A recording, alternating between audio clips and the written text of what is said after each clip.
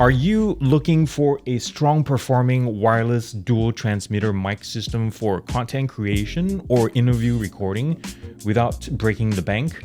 Well, I have two options for you actually. I mean, it's in the title, so you probably already knew this coming in. But anyways, this is the BOYA BOYAMIC and SARAMONIC BLINK500 B2 And I've spent a few weeks with both of these, and TLDR, both definitely give Rode and DJI a run for their money. But only one is better than the other in one important area. The interesting thing is, both of these sets have more in common with each other than not. They're both two-person wireless mics that you can attach to someone or something with clips or strong neodymium magnets at the back. They have two-channel receivers with OLED displays that honestly kinda suck under bright lights or outdoors, but it's better than nothing, right? They also offer mono, stereo, and safety recording modes, two-stage noise cancelling even, and also one headphone out for monitoring, which is so nice to have. And by the way, you can record directly to your phone or whatever else device via USB-C or Lightning with the detachable adapters. And each set also includes a 3.5mm TRS and TRS-S cable for attaching to DSLRs and such. The really well-made storage cases that have locking lids and rubber feet and everything double as charging docks. Although neither have space for any other accessories that come included in the box, like the mini dead cats or the lav mics or the cables that I mentioned a second ago. You'll have to store those things separately like second-class citizens.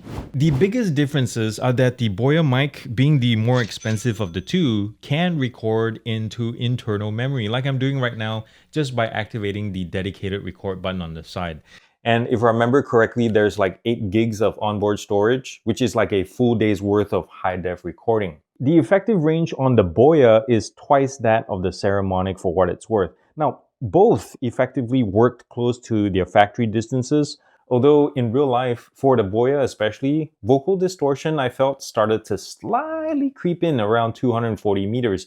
But even at that distance, that's pretty darn amazing, and I think it would be perfect for like private investigators or deep cover work. SARAMONIC really nailed it with the features and price combo here. I also think that the design overall is more attractive compared to the bulkier BOYA. And if you're clipping the mic to say an interviewee or on-screen talent, this will probably match better with their outfits. And the mic pod not only looks good, it's more compact against the body and feels smooth like a stone in your hand, which means the mic is easier to conceal in or under clothing. However, if you want the most like studio comparable voice reproduction, I have to say you ought to strongly consider the $70 more BOYA. Throughout its entire operational range, the BOYA mic is almost spot on in reproducing the tone and clarity of some of the mics that I use in my studio, like the Audio-Technica AT2040.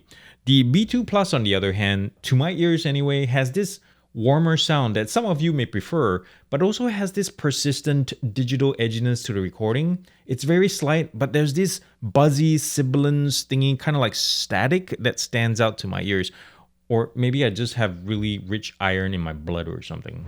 So I have the SARAMONIC on the left and the BOYA on the right.